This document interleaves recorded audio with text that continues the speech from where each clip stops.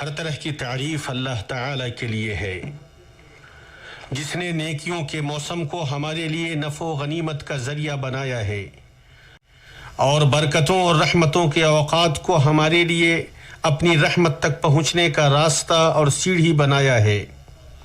وہ جانتا ہے جو زمین میں داخل ہوتا ہے اور جو اس سے نکلتا ہے اور جو آسمان میں چڑھتا ہے۔ میں گواہی دیتا ہوں کہ اللہ کے علاوہ کوئی معبود نہیں، وہ اکیلا ہے، اس کا کوئی شریک نہیں، وہ تنہا بے نیاز اور عظیم معبود ہے۔ میں گواہی دیتا ہوں کہ محمد اللہ کے بندہ و رسول اور اس کے خلیل اور اس کی مخلوق کے سب سے چیدہ ہیں۔ اللہ تعالیٰ نے ان کے ذریعے امت اسلام کو گمراہی و ضلالت کی تاریکیوں سے نکالا۔ اللہ تعالیٰ نے ان کے اخلاق کو بہتر بنایا تو وہ بلند ہوئے۔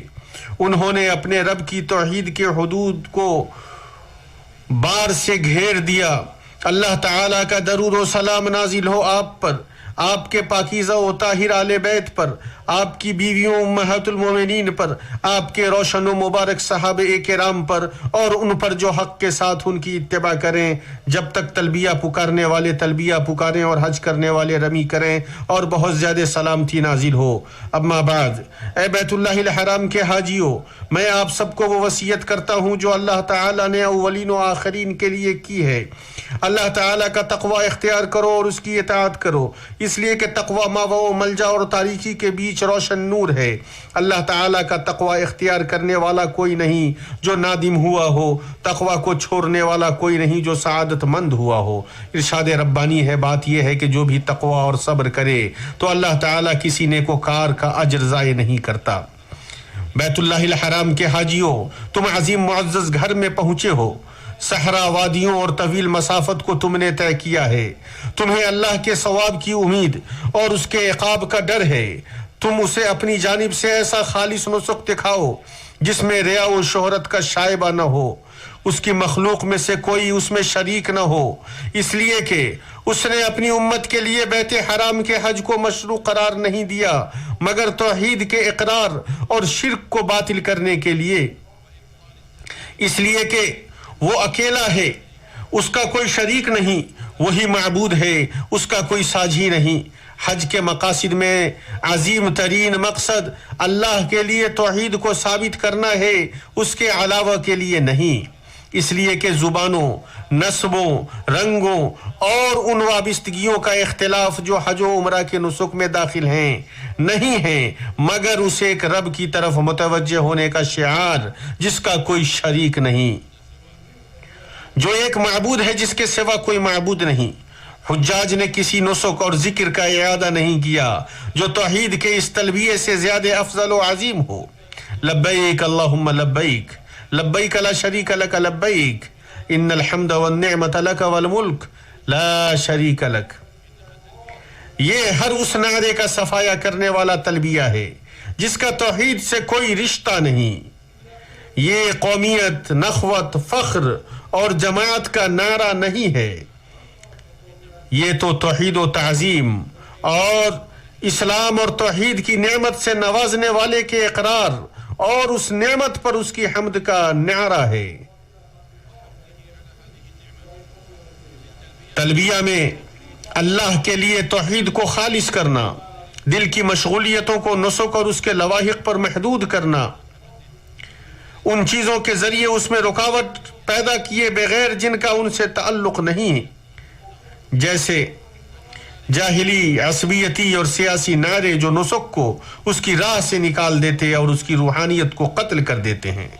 ہمارے نبی نے جب حجۃ الوداع میں حج کیا تو آپ نے اپنی امت کے ذہنوں میں تلبیہ کے صیغے اور اس میں موجود خشوع اور خالق کے لیے بندگی ثابت کرنے کے معانی کو راسخ کرنا چاہا تاکہ اس کے ذریعے جاہلیت اولیٰ کی وراثتوں اور جو ان میں غیر اللہ کے لیے خود سپردگی کی شکلیں تھیں ان کا خاتمہ کریں۔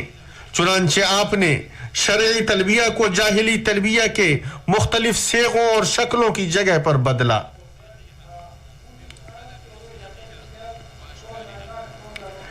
اس لیے کہ ہر قبیلے کے لیے مخصوص تلبیہ تھا، عزا کے لیے تلبیہ تھا، لات کے لیے تلبیہ تھا، اساف کے لیے تلبیہ تھا، منات کے لیے تلبیہ تھا، ذل خلصہ کے لیے تلبیہ تھا، قبیلے کے لیے مشہور تلبیہ تھا۔ بئی طور کہ وہ ہر سال حج کرتے تھے تو وہ دونوں کالے غلاموں کو بھیجتے تھے، وہ دونوں طواف کرتے اور یہ گنگناتے تھے، نہنو غراب اک، ہم دونوں اک کے کوے ہیں۔ تو لوگ ان دونوں کے پیچھے دہراتے تھے، اک تیرے پاس اس کے یمنی افراد قید ہیں تاکہ دوسری مرتبہ حج کریں۔ تو رسول اکرم صلی اللہ علیہ وسلم نے ہر طرح کے جاہلی تلبیوں کو باطل قرار دیا تاکہ توحید کا تلبیہ اسلام کے زمانوں کے گزرنے کے ساتھ گونجتا رہے، یہاں تک کہ اللہ تعالی زمین کا وارث بن جائے اور ان چیزوں کا جو اس پر ہیں۔ تو یہ اللہ کا رنگ ہے، اور اللہ تعالی سے اچھا رنگ کس کا ہوگا؟ ہم تو اسی کی عبادت کرنے والے۔ توحید کے اس شعار پر نبی صلی اللہ علیہ وسلم کی تاکید کے باب میں سے ہے کہ آپ نے اس میں آواز بلند کرنے کو مسنون قرار دیا ہے تاکہ توحید کا تلبیہ مشرکین کے تلبیہ کو مسخ کر دے، جیسا کہ صحیح مسلم میں ہے کہ مشرکین تلبیہ پکارتے تھے اور اپنے تلبیہ میں کہتے تھے لبیک لا شریک لک الا شریکا هو لک تملکہ وما ملک۔ اللہ تعالیٰ بہت بلند ہے ان چیزوں سے جو وہ کہتے ہیں، وہ گمراہی اور شرک سے بھرا ہوا تلبیہ ہے، اس کے دہرانے والوں کی عقلوں کو حقیر سمجھنے کا سبب ہے۔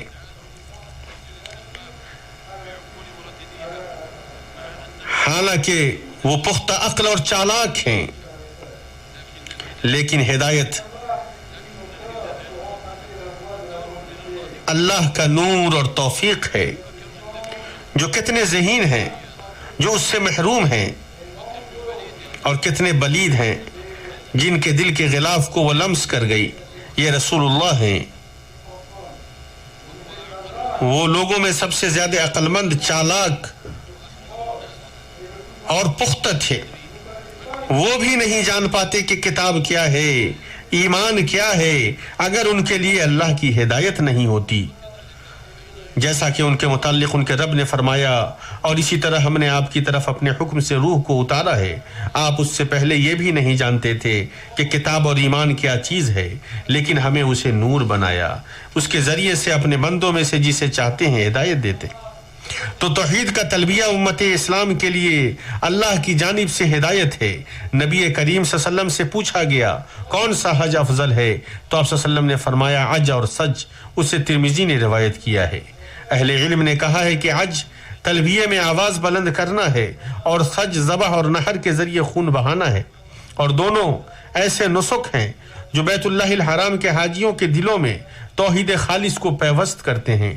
اور اللہ کے رسول صلی اللہ علیہ وسلم نے فرمایا کوئی مسلمان تلبیہ نہیں پکارتا ہے مگر اس کے دائیں اور بائیں پتھر، درخت اور مٹی بھی تلبیہ پکارتے ہیں، یہاں تک کہ یہاں اور وہاں مشرق و مغرب میں جہاں تک زمین کا سلسلہ ہے، وہ بھی اسے ترمذی نے روایت کیا ہے۔ یہ ایسا تلبیہ ہے جو صرف ایک اللہ کے لیے تابعداری و انکساری پر مشتمل ہے، اس کے علاوہ کسی اور کے لیے نہیں۔ یعنی بندہ اقرار کرتا ہے کہ میں تیرے سامنے تلبیہ پکارنے والا ہوں، تابعداری کے بعد تابعداری کرتے ہوئے اور انکساری کے بعد انکساری کرتے ہوئے، یقیناً حمد اور نعمت تیرے لیے ہے اور بادشاہت بھی تیرے لیے، اس لیے کہ جو مالک ہے اس نے انعام کیا، اور جس نے انعام کیا وہ یقیناً حمد کا مستحق ہے، اور جب یہ اللہ کے لیے ہے تو اسی کے ساتھ ان کا مخصوص ہونا لازم ہے، اس کے علاوہ کے لیے نہیں۔ وہ بلا استثناء تمام انواع کے محامد کو محیط ہے۔ حمد شکر سے زیادہ عام ہے، اس لیے وہ یہاں مقدم ہے، اس لیے کہ حمد نعمت اور بغیر نعمت دونوں کے بدلے ہوتا ہے، جبکہ شکر میں ایسا نہیں ہے، اس لیے کہ وہ صرف نعمت کے بدلے ہوتا ہے۔ مسلمان کے لیے یہ عبادت ہے کہ وہ اپنی مصیبتوں پر بھی اللہ کی حمد بیان کرے، جیسا کہ وہ اس کی نعمتوں پر اس کی حمد بیان کرتا ہے، اس لیے کہ کوئی بادشاہت اس کی بادشاہت سے زیادہ عظیم نہیں ہے، اور کوئی نعمت اس کی نعمت سے زیادہ عظیم نہیں، اور کوئی حمد محیط نہیں ہے مگر اسے ایک معبود کے لیے جس کا کوئی شریک نہیں۔ اور اس طرح کے نسک سے ہی مومن نفوس صقل کیے جاتے ہیں۔ حج میں اللہ کے ساتھ رشتے کو مضبوط کر کے، تلبیہ کے صیغے میں توحید کے ذریعے اس سے ولایت کو تجدید کر کے، اور احرام میں، عرفہ میں اور رمی جمار میں تحلیل لا الہ الا اللہ وحدہ لا شریک لہ لہ الملک ولہ الحمد وہو علی کل شیء قدیر کے صیغہ، اور تکبیر اللہ اکبر لا الہ الا اللہ اللہ اکبر وللہ الحمد کے صیغہ کے ذریعے ارشاد ربانی ہے۔ یہ سن لیا اور اب سن لو، اللہ کی نشانیوں کی جو عزت و حرمت کرے اس کے دل کی پرہیزگاری کی وجہ سے یہ ہے۔ اللہ تعالی ہمیں قرآن عظیم میں برکت عطا فرمائے، اور اس میں جو آیتیں اور حکمت والی باتیں ہیں ان کے ذریعے اے اللہ تمام مسلمان مردوں اور عورتوں کو ہر طرح کے گناہوں کو معاف فرما دے۔ تو بہت زیادہ معاف کرنے والا اور رحم کرنے والا ہے۔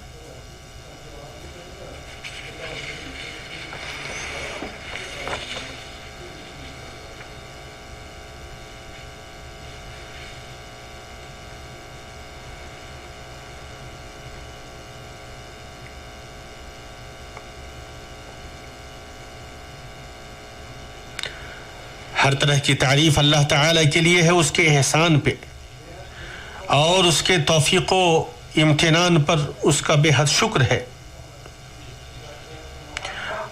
اور وہ اکیلا ہے، اس کا کوئی شریک نہیں، اور میں گواہی دیتا ہوں کہ محمد اللہ کے بندہ و رسول ہے۔ اما بعد، یقیناً سب سے سچی بات اللہ تعالیٰ کا کلام ہے، اور سب سے بہتر طریقہ محمد صلی اللہ علیہ وسلم کا طریقہ ہے۔ سب سے بری چیز دین میں نئی چیزوں کی ایجاد ہے، اور ایسی ہر ایجاد بدعت ہے، اور ہر بدعت گمراہی ہے، اور تمہیں مسلمانوں کی جماعت کو لازم پکڑے رہنا ہے۔ اس لیے اللہ کا ہاتھ جماعت پر ہے، اور جو جماعت سے الگ ہوا وہ جہنم میں داخل کر دیا جائے گا۔ ارشاد ربانی ہے، جو شخص باوجود راہ ہدایت کے واضح ہو جانے کی بھی رسول صلی اللہ علیہ وسلم کا خلاف کرے اور تمام مومنوں کی راہ چھوڑ کر چلے، ہم اسے ادھر ہی متوجہ کر دیں گے جدھر وہ خود متوجہ ہو، اور دوزخ میں ڈال دیں گے، وہ بہت بری پہنچنے کی جگہ ہے۔ بیت اللہ الحرام کے حاجیوں، اللہ ادب، نرمی، سکینت اور خشوع کے ساتھ بیت اللہ الحرام کے جوار کا حق ادا کریں۔ تم نے دور دراز کی وادیوں کو اس لیے نہیں طے کیا ہے کہ زیادتی کرو، نہ ہی تم نے اس لیے کجاوا کسا ہے کہ گناہ کرو۔ یقیناً تم لوگ بیت حرام، بلد حرام اور شہر حرام میں ہو۔ اللہ تعالیٰ کو اپنے نفس سے سچی بندگی اور خالص اطاعت دکھاؤ، اخلاص اور اتباع تک پہنچنے کا عزم کرو تاکہ تمہیں قبولیت حاصل ہو، اس لیے کہ اتباع کے بغیر اطاعت بیکار ہے، اور بغیر اخلاص کے اتباع بے معنی ہے، اور تمہارے اوپر نہیں ہے مگر اس چیز کو ثابت کرنا جسے اللہ جل شانہ نے فرمایا ہے، تاکہ تمہیں آزمائے کہ تم میں کون اچھا کون کام کرتا ہے۔ یہ اور درود و سلام بھیجو انسانیت کے سب سے اچھے شخص کے اوپر، جیسا کہ اس سلسلے میں اللہ رب العالمین نے تمہیں حکم دیا ہے، اور اللہ رب العالمین درود بھیجتے ہیں اپنے نبی پر، اور اللہ تعالیٰ نے اس کا تمہیں بھی حکم دیا ہے، تو درود و سلام بھیجو اپنے آخری نبی پر۔ اے اللہ درود و سلام نازل فرما محمد اور آل محمد پر، جیسا کہ تو نے درود نازل فرمایا ابراہیم اور آل ابراہیم پر۔ اے اللہ برکتیں نازل فرما محمد اور آل ابراہیم پر، جیسا کہ تو نے ابراہیم اور آل ابراہیم پر برکتیں نازل فرمائی۔ اے اللہ تو اپنے عفو کرم اور سخاوت سے معاف فرما دے۔ اے اللہ اسلام اور مسلمانوں کو غلبہ عطا فرما۔ اے اللہ اسلام اور مسلمانوں کو غلبہ عطا فرما۔ اے اللہ شرک اور مشرکوں کو ذلیل و خوار فرما۔ اے اللہ اپنی کتاب اور نبی کے سنت کی حفاظت۔ اے اللہ غمزدوں کے غم کو دور فرما دے۔ اے اللہ مسلمانوں میں سے جو غمزدہ ہیں ان کے غموں کو دور فرما دے، ان کی مصیبتوں کو دور فرما دے، مقروضوں کے قرض کو دور فرما دے، مسلمانوں کے مریضوں کو شفا یاب فرما دے۔ اے اللہ تو اپنی رحمت سے اے ارحم الراحمین، اے اللہ ہمارے ملکوں میں تو ہمیں محفوظ فرما دے۔ اے اللہ تو اپنی ولایت ان میں دے جو تم سے ڈریں اور تیری اطاعت کریں۔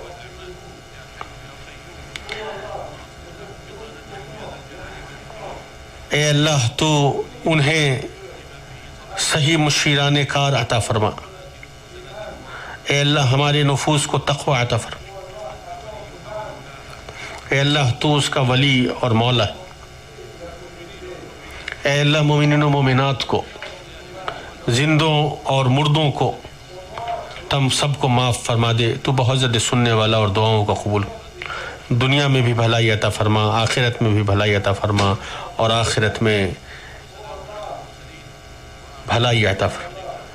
اور ہماری آخری دعا یہ ہے کہ ہر طرح کی تعریف اللہ رب العالمین کے لیے۔